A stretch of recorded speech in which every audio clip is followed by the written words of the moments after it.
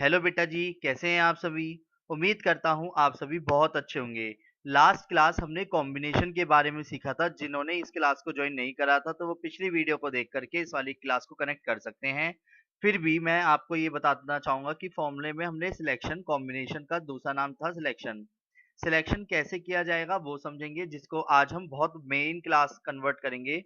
जैसे सपोज एक बैग है और बैग के अंदर मैंने कहा 5 रेड बॉल हैं और 7 ब्लैक बॉल्स हैं। तो मैंने कहा 3 रेड बॉल सिलेक्ट करो। 3 रेड बॉल्स आर सिलेक्टेड। तो अगर मैं 3 रेड बॉल सिलेक्ट करूंगा तो कोई सी भी तो 3 रेड बॉल निकाल सकते थे ना।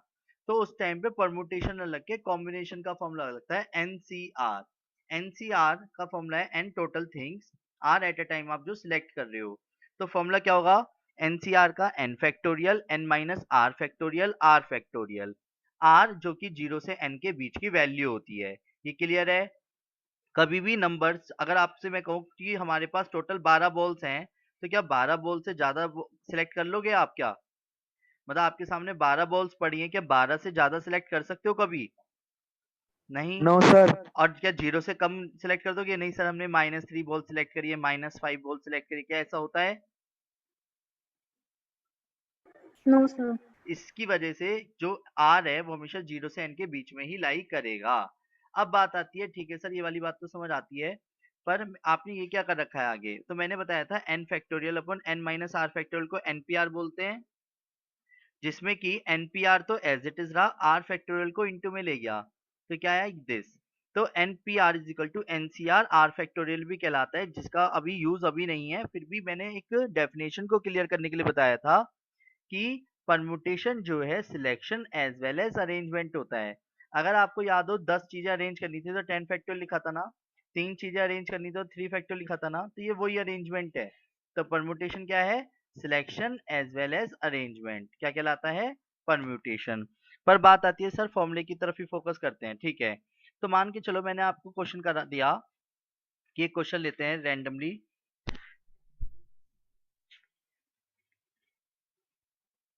ठीक है।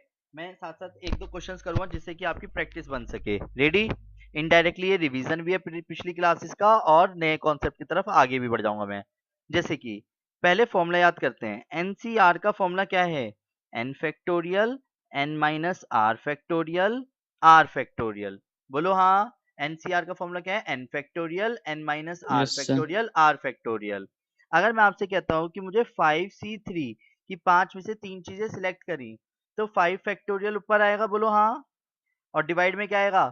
5 माइनस 3 फैक्टोरियल और 3 फैक्टोरियल और आएगा। फैक्टोरियल सॉल्व करना हमने लास्ट क्लास भी सीख लिया था, फिर भी सीखते हैं।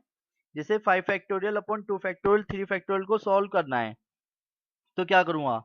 5 इंटू 4 इंटू 3 इंटू 2 फैक्टोरियल। चाहे तो 2 फैक्टोरियल पे भी छोड़ सकता था, 3 फैक्टोरियल पे भी छोड़ सकता था, कोई दिक्कत तो नहीं है। 2 फैक्टोरियल से 2 फैक्टोरियल कट गया, 3 से 3 कट गया, 2 4, तो आंसर क्या आ गया? 10। क्लियर है? बोलो हाँ। क्या आप सभी ये सॉल्व कर सकते हैं? Yes sir.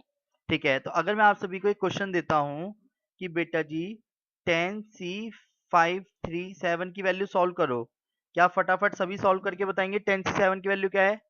और मुझे आंसर मैसेज में भेजना जरा फटाफट, जल्दी से भेजो।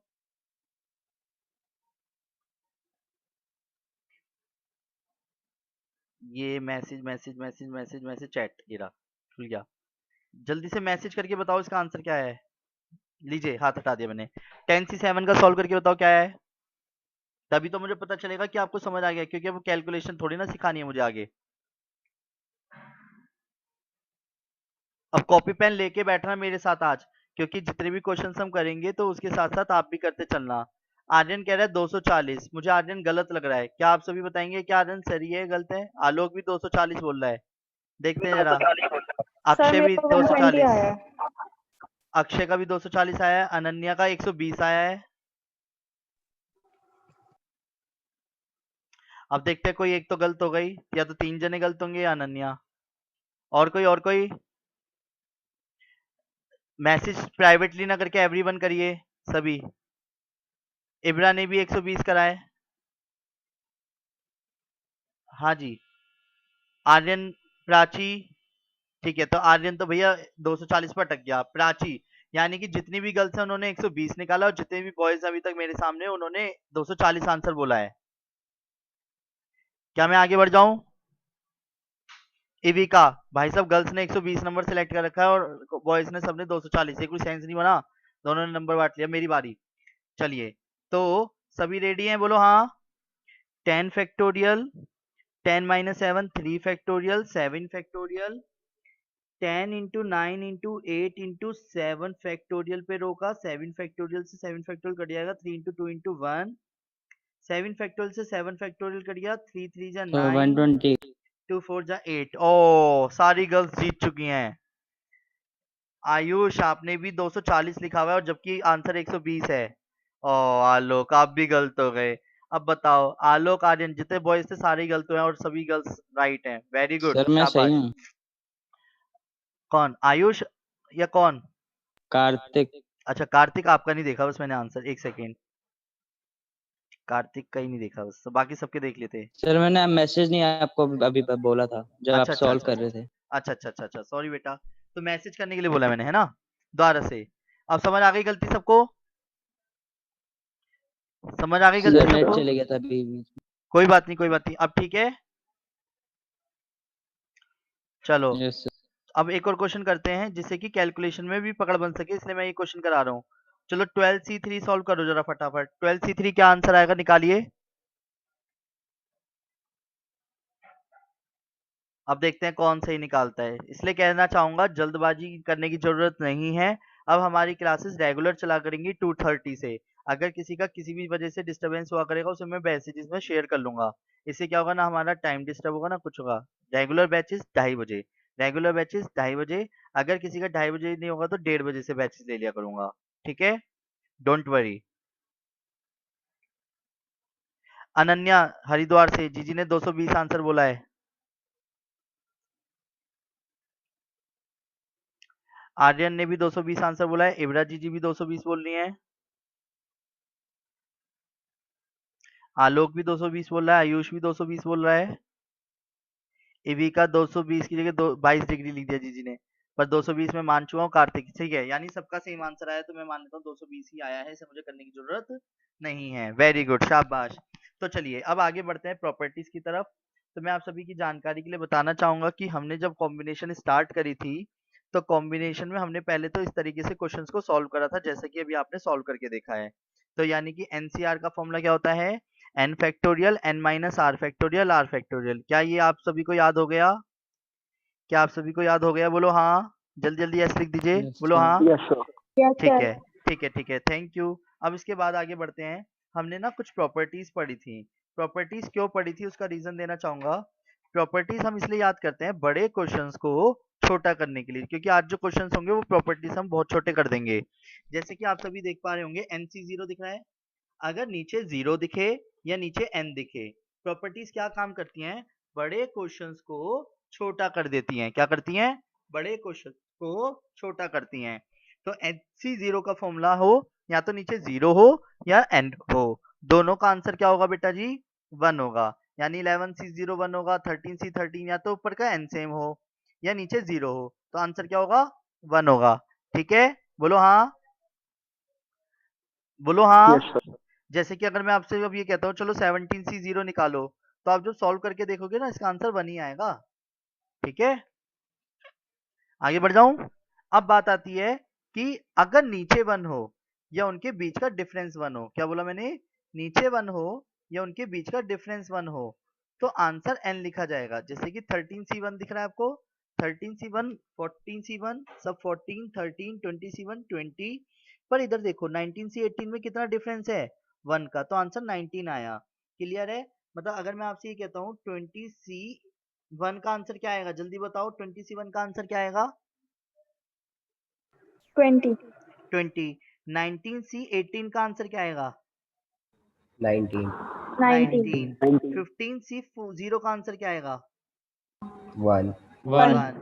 17C17 का आंसर क्या आएगा? 1 1। 1। तो यानी कि 1। आपको ये चीज क्लियर हो चुकी है कि नीचे n सेम हो तो 1 आंसर आता है, नीचे 0 हो तो 1 आंसर आता है, जो कि प्रॉपर्टीज आपको दिख रहा होगा। इसके बाद अगर नीचे 1 हो तो n आता है, बीच का डिफरेंस 1 हो तो n आता है। क्लियर? NCR को NCn-r लिखा जा सकता है। जैसे 7C2 है, 7 और 2 के बीच का डिफरेंस कितना है? 7 और 2 के बीच का डिफरेंस बोलो कितना है? 7 और 2 के बीच का डिफरेंस 5 ये देखो 7C5 लिखा जा सकता है, आंसर सेम आएगा। क्लियर? तो बेटा जी मैं एक बॉक्स में लिख रहा हूँ, मुझे बताना। मैंने लिखा 19C6, तो बताओ इसे क्या लिखा जा सकता है? 19C क्या लिखा जा सकता है? 19C6 को और क्या लिखा जा सकता है? 13 13 13 लिखा जा सकता है। 13 very good, very good. Clear है? बोलो हाँ, बोलो हाँ। ये प्रॉपर्टीज बस फटाफट बस मैं रिवाइज Yes, करा sir. रहा हूँ पिछली क्लास का। क्लियर है? बोलो हाँ। फिर आते हैं नेक्स्ट कॉन्सेप्ट पे। फिर हमने Yes, sir. बात करी थी कि यार प्रॉपर्टीज और भी होती हैं जिसका यूज तो कम है पर बड़े क्वेश्चंस को छोटा कैसे करती हैं। अगर NCX is equal to NCY बराबर हो, मतलब ऊपर के n अगर सेम हो और बीच में बराबर का साइन हो, या तो x बराबर y होगा, या तो x बराबर y होगा, या फिर n बराबर x प्लस वाई के बराबर होगा। ये प्रूविंग आपको पिछली क्लास की वीडियो में मिल जाएगी। एग्जाम्पल के तौर पे देखते हैं, अगर NC2 NC7 के बराबर है तो n बराबर क्या रहेगा? 2 प्लस 7। n बराबर क्या रहेगा? 2 प्लस 7। आंसर क्या रहेगा? 9। किसी को दिक्कत तो नहीं है? एग्जाम्पल के तौर पे मैंने क्वेश्चन दिया था NC5 NC17 है, तो इस वाले में आंसर बताओ कितना आएगा? जल्दी से बताओ बताओ। सर आपकी आवाज कम आ रही है। अच्छा बेटा, 22 n की वैल्यू कितनी आएगी? 22 22। अच्छा, B पॉइंट 22C 21 आंसर 20 क्या आएगा? ठीक है, ओके। तो आगे बढ़ जाऊं। फिर एक पास्कल्स लॉ था जिसका यूज तो बिल्कुल ना के बराबर था, फिर भी उसे एक बार देख लेते हैं।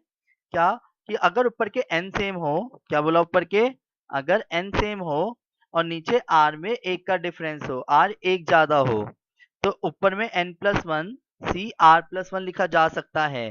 क्या लिखा जा सकता है? n+1 c r+1 लिखा जा सकता है। क्लियर है? बोलो हाँ।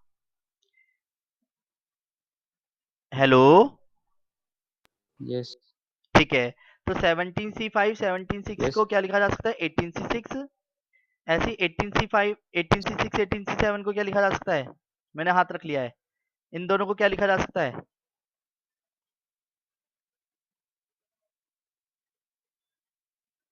19C7 सही है।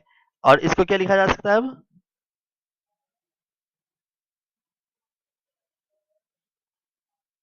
20C9 20C8 8 8 सॉरी नीचे वाले में जो बड़ा वो लिखते हैं, ठीक है? 20C8 done. बोलो हाँ। इसे नाम दिया गया है क्या? Pascal's law. क्या Yes, नाम दिया sir. गया है? Pascal's law. डन। अब सिचुएशन ये आती है अब हम आगे बढ़ते हैं नेक्स्ट क्लास की तरफ, जो आज हमारे को सीखना था। देखिए जरा सभी, क्या आप सभी तैयार है? बोलो हाँ। क्या आप सभी तैयार है? बोलो हाँ। Yes, sir. ठीक है, ठीक है। तो क्या, देखिए जरा, सबसे पहले कुछ एग्जाम्पल्स करूंगा कॉन्सेप्ट्स को और स्ट्रॉन्ग करने के लिए। तो प्लीज प्लीज प्लीज मेरा साथ सभी दीजिएगा। जैसा कि आप सभी देख पा रहे होंगे, मैंने एक बैग बनाया है, दिख रहा है? बैग के अंदर कुछ बॉल्स हैं।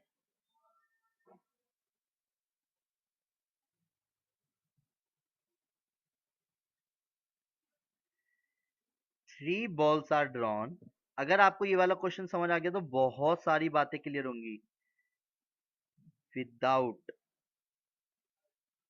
Replacement, by default without replacement he treat होता है, ठीक है?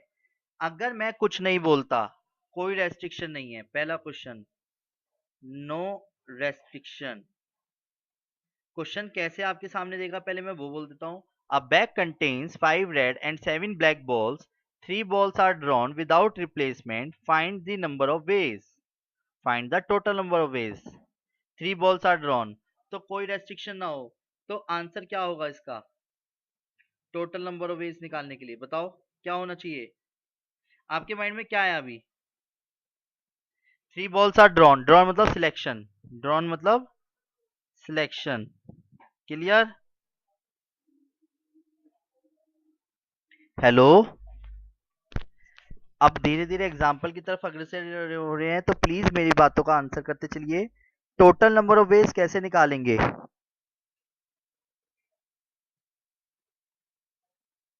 बॉल्स कितनी है मेरे पास टोटल? सर 12 12 है। अगर मैं आपसे ये कहता हूँ कितनी बॉल निकालनी है टोटल? सर 1320 आ रहा है। एक मिनट, आंसर तो बाद में निकालेंगे, पहले मेरे को वैसे बताओ कि बॉल्स कितनी निकालनी है टोटल?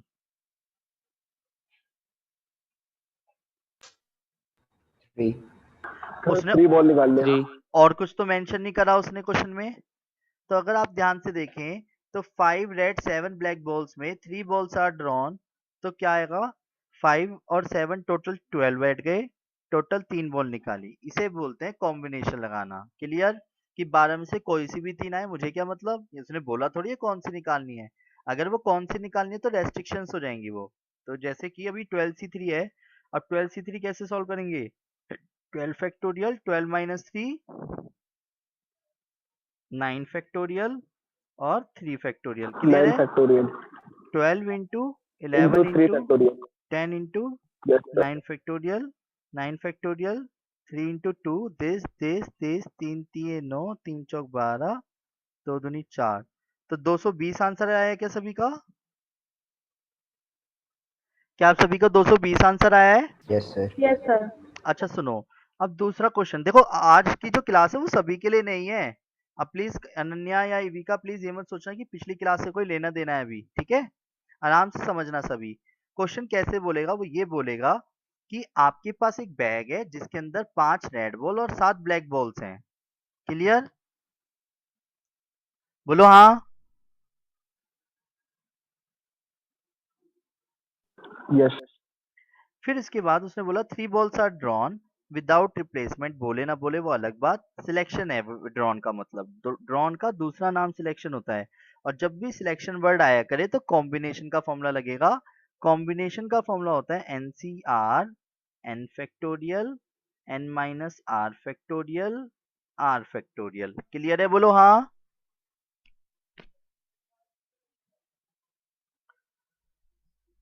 अब यस जैसे सर। कि आप सभी देख पा रहे होंगे, मैंने कहा 3 balls are drawn पर all balls are red। क्या बोला मैंने? all balls are red। तो टोटल नंबर ऑफ वेज बताओ। all balls are red। all balls are red mind में आती क्या है आप सभी के माइंड में? 5 balls। 5 balls 5 रेड है ना, दिख रही हैं? तो रेड बॉल चाहिए तो नेचुरल सी बात है 3 बॉल्स जो आप निकालोगे। 3 बॉल्स अब कोई नहीं बोलेगा, प्लीज अब सभी ध्यान से सुनते चलना मेरी बातों को, जिससे कि एक एक बातें आपको क्लियर हो सकें। प्लीज म्यूट कर लीजिएगा सभी अपनी अपनी वॉइस को, और प्लीज 5-7 मिनट तक इस क्वेश्चन को समझना। नहीं समझ आएगा तो मैं दोबारा से समझाऊंगा, फिर आगे बढ़ जाएंगे। जैसे कि अब रेस्ट्रिक्शंस की बात आ गई ना एक्चुअली, और रेस्ट्रिक्शंस में तो हमारे को बहुत सारी रेस्ट्रिक्टेड चीजें देखनी है। जैसे कि मैंने बोला ऑल बॉल्स आर रेड, तो मेरे को सारी की सारी रेड बॉल चाहिए। तो नेचुरल सी बात है, अगर मैं किसी बंदे से बोलूंगा कि अगर, क्या बोला मैंने सबसे पहले? स्क्रीन दिख रही है ना बेटा आप सभी को? कोई दिक्कत तो नहीं आ रही? Yes sir.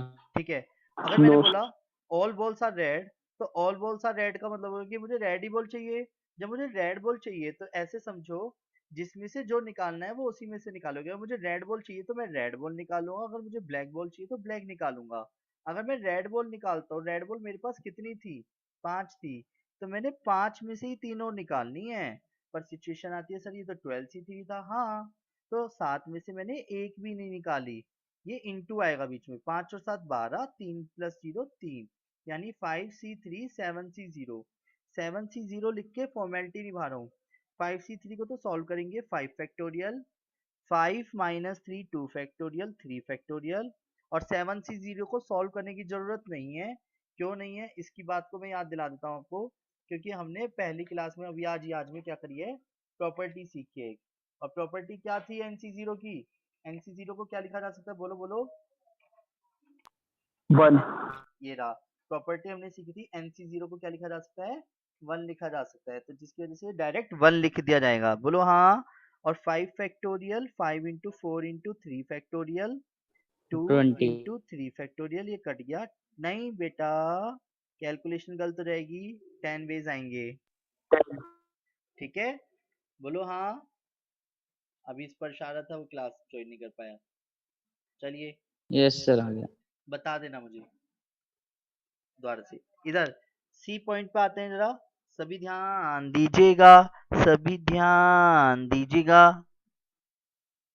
Done.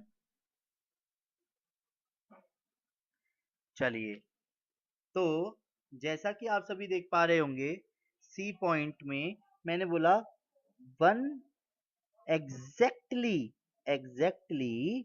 One ball is red. क्या बोला मैंने? Exactly one ball is red. तो पता है क्वेश्चन में ना वो पहले ही बता देगा कि 3 बॉल निकालनी थी। अब आप एक चीज बताओ, एक बैग है जिसके अंदर से आपको 3 बॉल निकालनी है, पर मैंने ये कहा सिर्फ और सिर्फ एक ही रेड निकालनी थी। अगर मैंने आपसे कहा एक तो रेड होनी चाहिए और निकालनी 3 है, तो आपके दिमाग में क्या आया तुरंत? क्या आया बताओ? वन रेड निकालनी और 2 ब्लैक। पर मैंने 2 ब्लैक तो बोली नहीं। पर सर सेंस तो यही निकला ना, अगर रेड एक निकालनी है और टोटल 3 बॉल निकालनी थी तो 2 तो ब्लैक ही निकालनी पड़ेगी। बोलो हाँ। तो वो हो सकता है आपको पहले ही क्लियर कर दे कि 3 बॉल निकालनी थी, पर एक तो सिर्फ एक ही रेड होनी चाहिए। तो रेड एक होनी चाहिए, तो रेड हमारे पास अवेलेबल कितनी थी? 5। तो 5C1 लिखेंगे। पर ब्लैक कितनी 5 थी? ब्लैक कितनी थी हमारे पास? 7। और 7 में से हमारे को ब्लैक कितनी निकालनी पड़ेंगी? 2। क्यों? क्योंकि 7 टोटल 12 में से 3 बॉल तो हमें निकालनी ही निकालनी है। क्या बोला मैंने? टोटल 12 में से हमारे को 3 बॉल तो निकालनी ही निकालनी है। अगर हम एक रेड निकालेंगे तो 2 हमें ब्लैक निकालनी पड़ेगी। इसमें कोई दिक्कत तो नहीं है किसी को? फिर बात आती है 5C1 क्या होता है? बोलो कैलकुलेशन में 5C1 आंसर क्या आएगा?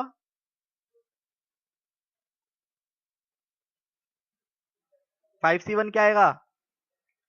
5 और 7C2 सॉल्व करना पड़ेगा, 7 तो फैक्टोरियल 5 और 7 minus 2 5 factorial 2 factorial 5 into 7 into 6 into 5 factorial 5 factorial 2 into 1 5 factorial cut गया 2 3 जा 6 7 5 जा 35 इंटू 3 तो आंसर 105। क्लियर है? बोलो हाँ।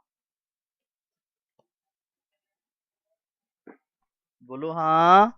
यस। ठीक है, डी पॉइंट। अब मैंने बोला exactly 2 ball is red.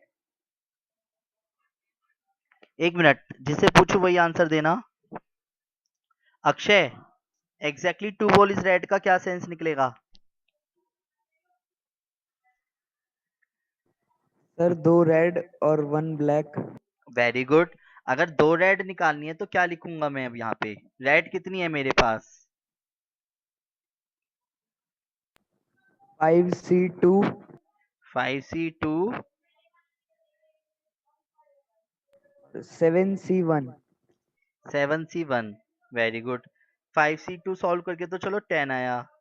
7C1 क्या आएगा?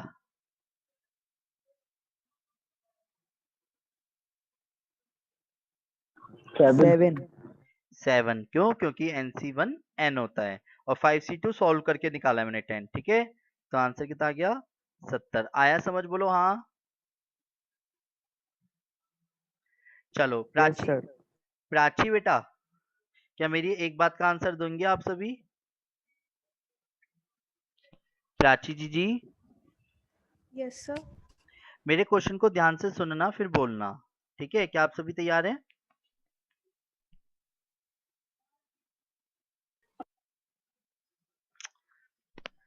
प्राची जी, मैंने आपसे कहा कि आपके पास 100 रुपए हैं, ठीक है, और 10-10 रुपए वाली चॉकलेट्स लेके आनी है। और मैंने कहा यस कम से कम 7 चॉकलेट लेके आनी है, 7। कम से कम 7 चॉकलेट लेके आनी है 10-10 रुपए वाली।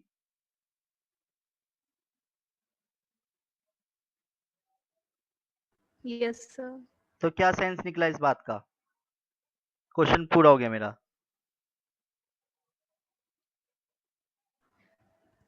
सर मतलब 10 लानी है जिसमें से 7 लानी ही है, 10 कम टोटल आएंगी। एटलीस्ट 7 चॉकलेट्स आपको परचेज करनी है, कम से कम 7 चॉकलेट्स आपको परचेज करनी है, कम से कम 7 चॉकलेट। सर 10C7 हाँ, मेरे क्वेश्चन को ध्यान से सुनो। एट लीस्ट 7 चॉकलेट लानी है, तो आप एक नॉर्मल सेंस बताओ, आपके आपके माइंड में कितनी चॉकलेट्स आई, कि आप कितनी लाना चाहोगे? कम से कम 7 चॉकलेट लानी है, तो कितनी चॉकलेट ला सकते हो? 7 से ज्यादा। 7 ला सकते हो? बोलो बोलो, वो नंबर्स बोलो। 7 से ज्यादा का सेंस नहीं निकला ना अभी। 7 8 9 10 हाँ, ये क्लियर है। तो कितने केस बने इसमें?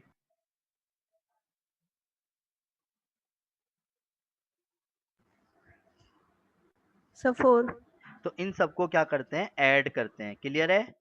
जब किसी एक बात के कई सारे मतलब निकले, उन सभी मतलबों को जोड़ना क्या कहलाएगा? केसेस कहलाएगा। क्लियर है? तो मैं जब भी आपसे बोलूंगा किसी एक बात के मतलब यस सर केसेस, तो जब एक बात के कई मतलब निकले तो सभी मतलबों को पहले पूरा करेंगे और फिर कंप्लीट करेंगे। जैसे कि अभी बात करते हैं, इस क्वेश्चन से समझते हैं क्वेश्चन को, इस वाले कॉन्सेप्ट को।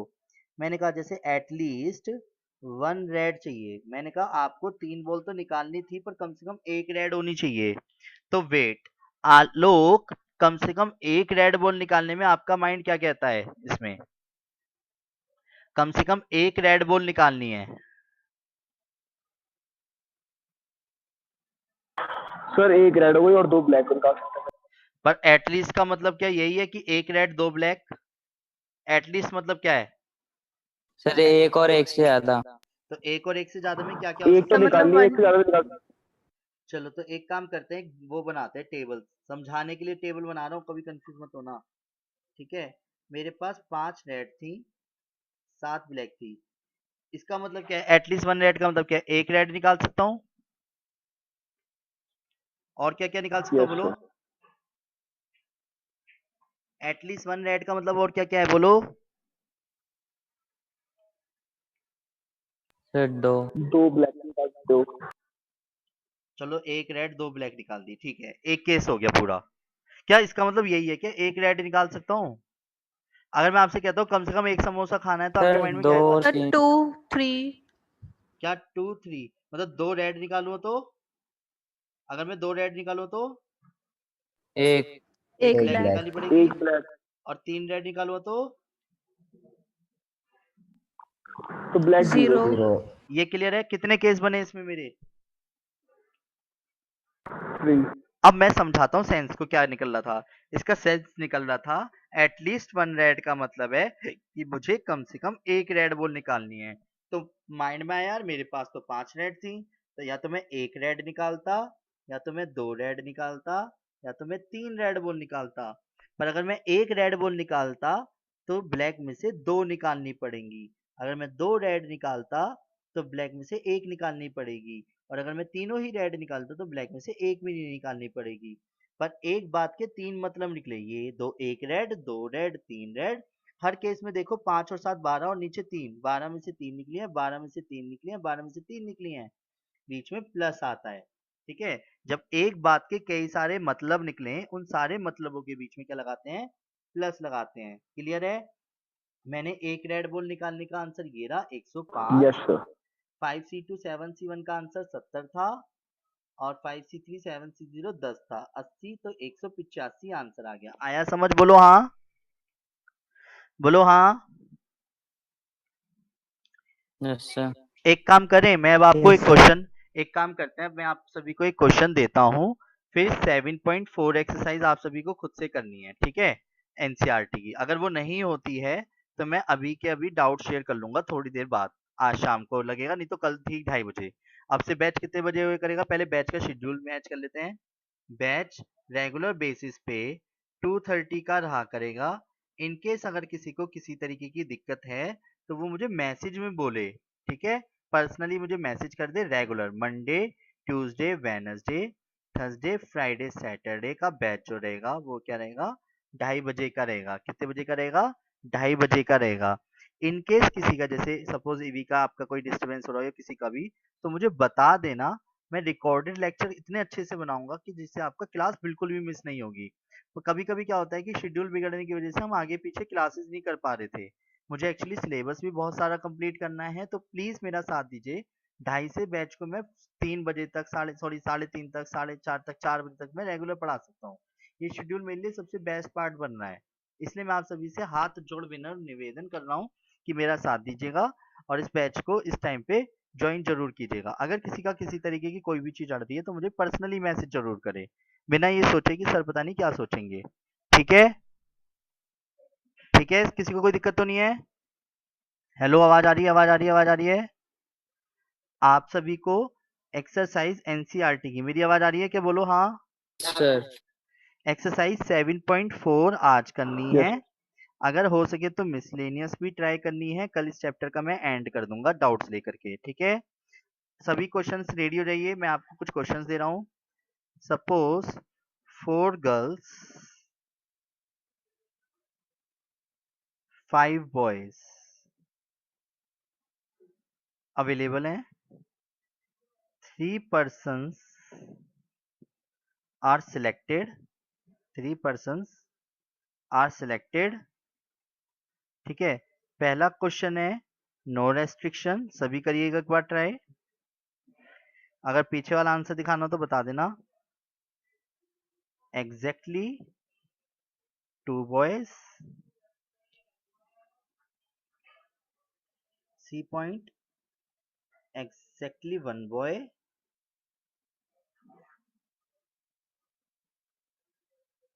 Eight least 1 boy.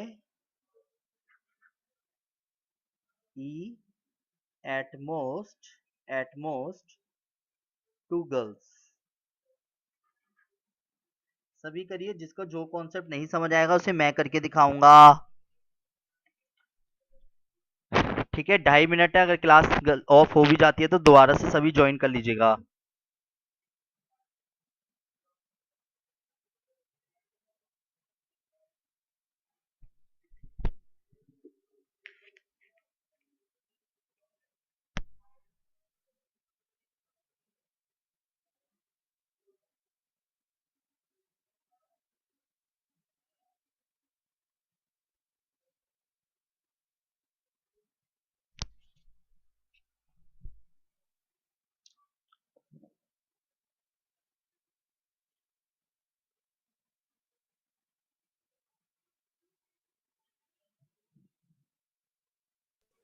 Sir ABC वो दिख नहीं रहे हैं। क्या नहीं दिख रहा है बेटा? अच्छा, सर हाँ आपका हाथ आ रहा है। सॉरी, मैं अपना मतलब कुछ और काम करने लग गया था। ठीक है, दिख रहा है अब? Yes sir. ओके।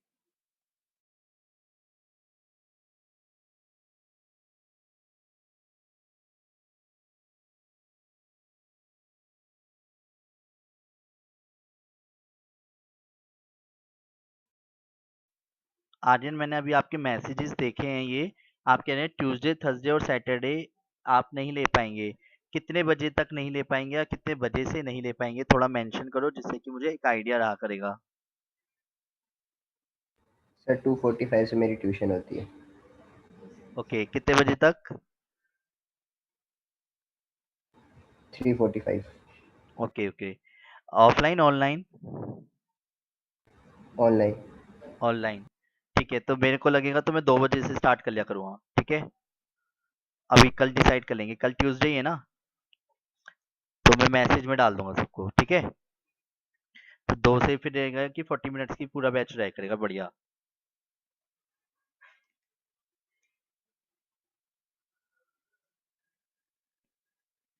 2 बजे से मैं समझता हूँ किसी को दिक्कत नहीं होनी चाहिए, तो बैच 2 बजे का भी हो सकता है। ठीक है,